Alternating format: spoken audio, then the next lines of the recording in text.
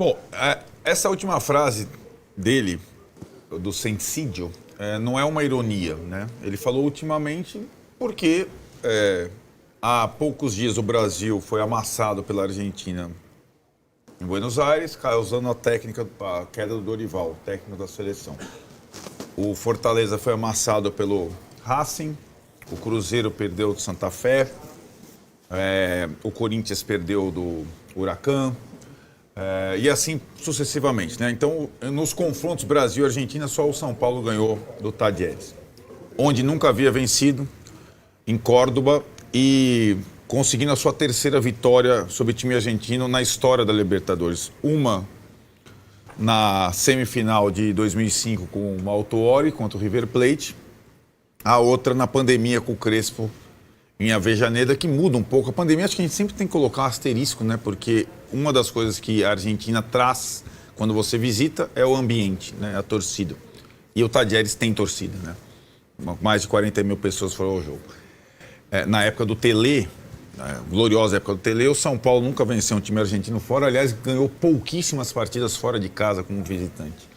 Então a expectativa por um jogo de São Paulo na Libertadores, com qualquer técnico, qualquer equipe, é não perder. Ou era não perder até a entrada do Zubeldia, né? Porque o Zubeldia, que talvez complete um ano, ainda não sei, viu, Márcio? Ele vai cruzar a linha dos 12 meses. Ainda faltam alguns dias. Ele entra justamente para comandar o São Paulo às vésperas de um jogo da Libertadores como visitante contra o Barcelona de Guayaquil, vence. E de lá ele emenda na Libertadores uma série muito interessante, né? Você falou 10 jogos, o São Paulo não perde a 10 jogos. Mas o primeiro dessa série ainda era com o Carpini em casa. Com o Zubeldia começam 9 jogos, 5 vitórias, 4 empates, 2 gols sofridos. Melhor defesa da Libertadores ano passado, ele sai da Libertadores invicto. É a maior sequência da história do clube? Com um mata-mata no meio disso, né? Não é só a fase de grupos e tudo mais. Então ele já ganhou no Equador. Ganhou do Barcelona, que há um ano atrás, o mesmo Barcelona que eliminou o Corinthians, que ganhou o primeiro jogo dele na estreia da Libertadores este ano. Bom ponto, né? Porque senão vira qualquer um. Exatamente. Empurrou o cara lá na ladeira e pronto. Diferentemente desse ano, quando o Barcelona estava na pré, ele estava na fase de grupos direto e perdeu para o São Paulo como mandante. No primeiro jogo dele. E aí depois ele ganhou no Chile e agora ele ganhou na Argentina. Não precisa ser nenhum especialista no futebol, embora quem acompanhasse a carreira do Zubeldia antes do show do Belo entendesse que o Zubeldia para torneio sul-americano era uma indicação certeira. Ele vinha do título da Copa Sul-Americana com a LDU, né? Sobre o Fortaleza, eliminando o São Paulo do Dorival, no Morumbi, né? Então, para esse torneio, eu acho que não tem discussão que é o técnico apropriado e que entende a relação do São Paulo com esse torneio, que não é a relação do Corinthians com esse torneio, que não é a relação do Flamengo com esse torneio, que não é a relação com nenhum outro clube com esse torneio. A Copa Libertadores da América, para o São Paulino, tem um significado especial, maior que qualquer coisa, maior que o Mundial, maior do que o brasileiro, maior do que a Sul-Americana, maior do que o Paulistinha. Tem. E acho que o Zubeldia, nesse torneio, ele vai bem, né? Isso é uma coisa. E o resto do trabalho do Zubeldia, né? Para justificar a permanência ou não, que era a questão em discussão, né? Que está completando quase um ano. Pois bem, vamos ao resto do trabalho do Zubeldia. No estadual, a colocação final, que no final das contas é o que importa. Ou o desempenho final, desempenho não de nível de atuação de Tirone, porque eu não vou entrar nessa discussão, ainda mais num torneio como a Libertadores. O desempenho é uma coisa tão particular e pessoal que é aquilo que eu advogava, viu, Massa, em defesa do Abel, quando no início da trajetória do Palmeiras cobravam desempenho. Não, o Palmeiras tem que jogar mais bonito, Desempenho no futebol é ganhar 3 pontos. É ser campeão, né? Então, para mim, eu não caio nessa conversa fiada. Se não tem desempenho nem na seleção brasileira, como é que a gente vai, né? Há muito tempo, Acho que a questão de discussão de desempenho, parênteses aberto, ela acabou na Copa de 82. Para quem é da geração mais antiga. Mas o que incomoda no desempenho do São Paulo ontem? Não, foi bom o desempenho também. Eu vou chegar lá. Né, eu acho que também foi bom o desempenho, a ponto de você controlar o adversário fora de casa o tempo todo e criar as melhores chances de gol. Parênteses feitos do desempenho, nos outros campeonatos, acho que a Libertadores do Zubeldia, ela é inquestionável, né, até então, inclusive com essa estreia.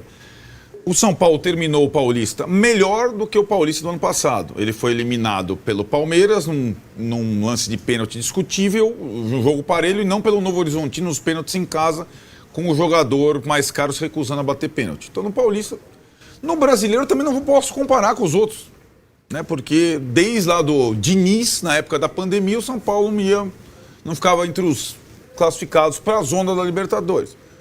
Então, que raios nós estamos... Que raio de conversa é essa? Sendo que esse ano, é o que a gente vem falando, o São Paulo optou por economizar. Então, o que o Zubeldia tem em mãos, e aí acho que é a cena que... Aí, o Alisson, ele encerra a discussão definitivamente. Porque quando você pensa em trocar um técnico, ou é por resultados muito ruins, que o Zubeldia não tem, ou é por uma implosão de vestiário, como a do Fluminense, que agora anunciou o Renato Gaúcho, em que o Mano Menezes só quase saiu no braço com o Thiago Silva depois de ter saído do Marcelo. O Zubeldia não saiu no braço com ninguém, ele saiu no colo do Alisson e de todos os jogadores. Então, que raio de conversa é essa? Agora, ela só existe porque a diretoria do São Paulo ela não tem a convicção, ela nunca teve. Né? Para bancar um treinador, para insistir numa ideia, pelo menos até que exista algum desses fatores para justificar uma troca. E ela não existe. É garantia de alguma coisa para o final de semana? Não é. O São Paulo no Brasileiro ele vai sofrer, nós estamos falando aqui. O São Paulo na Libertadores ele vai bem, porque o elenco é curto, velho, experiente e cascudo, como mostrou ontem. Mas numa maratona de brasileiro, com esse elenco curto, ele vai sofrer. E vai ser difícil o São Paulo pontuar em Belo Horizonte. Ainda mais se ele tiver que fazer opções claras, já no início. O Oscar não vai poder jogar. O Lucas, a gente não sabe quando volta. O Caleri saiu exausto. O outro, né? E aí você tem lá uma diferença muito grande entre time titular e time reserva. Então, eu acho que essa coisa, como você fala de sobrevida, ganha sobrevida, nós estamos lendo aqui, é por conta de uma situação criada que contaminou a mídia que cobre o São Paulo. Tem que, não, mas é isso mesmo. Mas isso, Massini, é o retrato, é a vida como ela é, como disse o Vessone. Ela virou uma bola de neve que ela foi da rede social para a mídia, para a arquibancada, então tem essa coisa, tem essa desconfiança.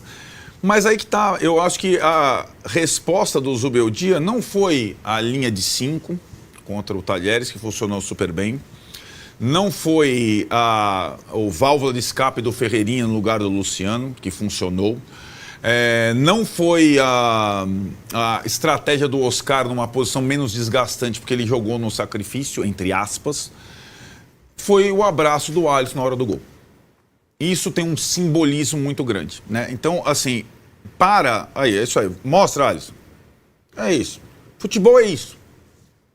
Se existe essa conexão num gol de Libertadores, o resto é ficha, é detalhe. E acho que o São Paulo agora tem que trabalhar com alguma convicção baseado nessa imagem, né? Ou na imagem dos jogadores com a torcida que foi a Córdoba 50 horas de ônibus, né? E a torcida é a torcida que não está, por enquanto, interditada, nem lá nem cá, e que tem a condição de continuar promovendo uma conexão entre time e público.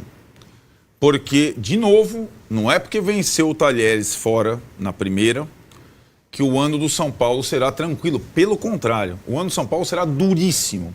O São Paulo está disputando as principais competições desse ano, diferentemente de outros clubes como o Corinthians, com orçamento restrito.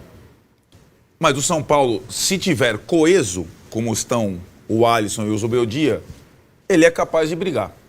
Na Libertadores ele sempre foi capaz de brigar. E no Brasileiro é capaz de ele brigar para não correr riscos. Esse é o São Paulo 2025.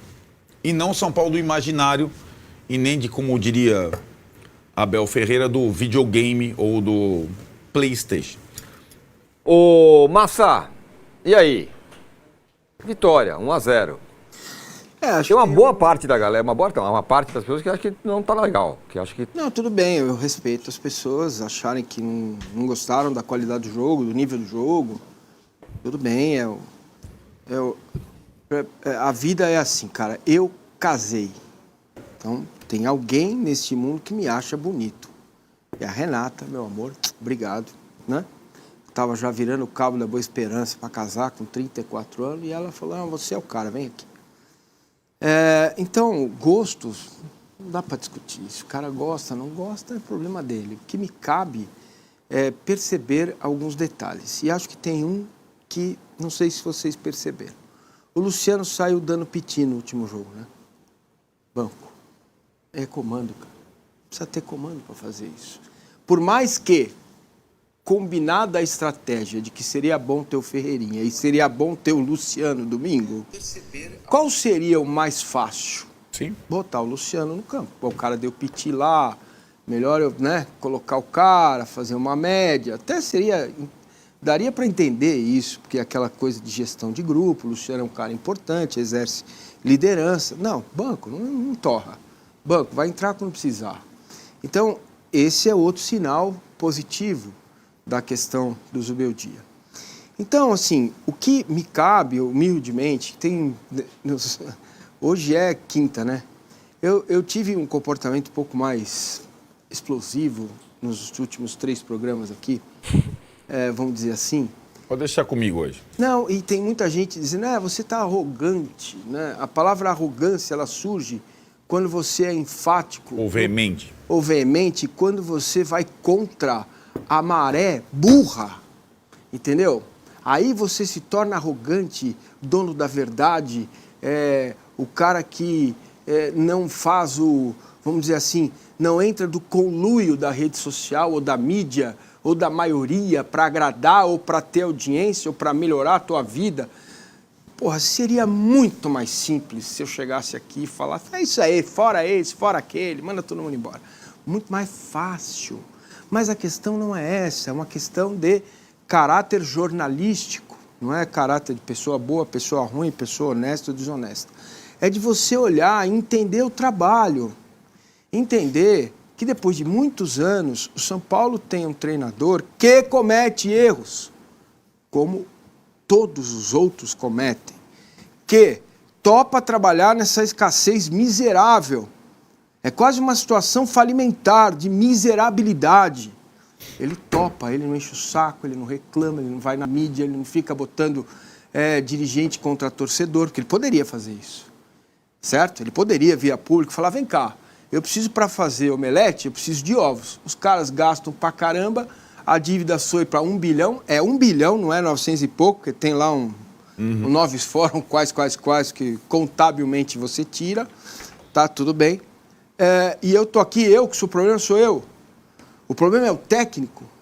O problema é o que vocês esperam do São Paulo. Então, veja, existe uma diferença entre o trabalho sendo desenvolvido, tá? E aquilo que vocês, ou a torcida, ou uma parte dela, ou a rede social, ou os influencers, sei lá, a galera, a mídia inclusive, né? Vergonhosamente, os caras fazem análise sem nenhum critério de análise do contexto do jogo, o que vem para trás do jogo, o que tem para frente do jogo, né? É uma análise preguiçosa, rabugenta, acomodada, sabe? Sentado em cima daquilo que aqueles que estão vendo, para que ele se sinta bem. Então ele faz uma análise para que ele depois do jogo se sinta bem, certo? E não é assim, cara. Na minha concepção humilde, não é assim. A gente precisa olhar e entender. É óbvio que se o São Paulo tivesse tomado 8-0 do Tajeres, eu aqui não iria conseguir defender, mesmo entendendo que ele ficou fora, ele perdeu uma Libertadores invicto. Palmeiras acho que são 6 ou 7 Libertadores seguidas. Eu sei bem o que é isso, acompanhando o Palmeiras nessas Libertadores. Você cair fora por um pênalti ou 2, seus principais jogadores... Cara, não foi o Arboleda que ele pegou lá e tomou a decisão, quem vai bater é o Arboleda, a ordem minha. Não, os melhores bateram. Então, e ele ficou fora, ele poderia ter eliminado o campeão da Libertadores. O Botafogo, que tinha um time ano passado espetacular. E o São Paulo fez 2 jogos muito bons com o Botafogo. Foi agora, em novembro, em outubro, não foi em 1913. Foi agora.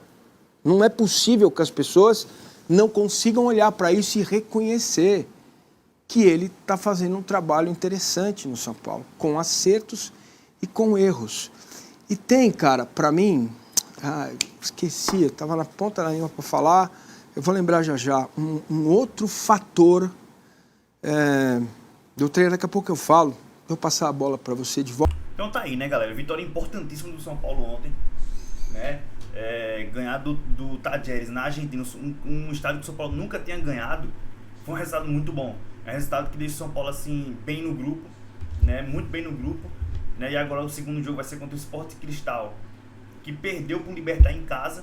Então o São Paulo joga contra o Sport Cristal no Morumbi, vai lotar. O São Paulo tem que fazer esses 3 pontos. E aí vai dar uma tranquilizada no grupo. Acho que o São Paulo tem tudo para se classificar depois desse resultado, tá? E foi um ótimo resultado, excelente resultado. E que dá mais uma sobrevida ali pro Zubeldia, né? Então se você gostou do jogo, se a atuação foi boa ou não, pessoal, que vale os 3 pontos. Libertadores, ninguém ganha jogando bonito. Raramente alguém ganha jogando bonito. Ganha fazendo os 3 pontos, empatando o jogo ali, ganhando outro de 1-0. Acho que é isso. Se inscreve no canal, deixa o like, comenta sua opinião. Todos esquece pra Band Sport, link aqui na descrição, valeu? E ontem o São Paulo mostrou que sabe jogar Libertadores.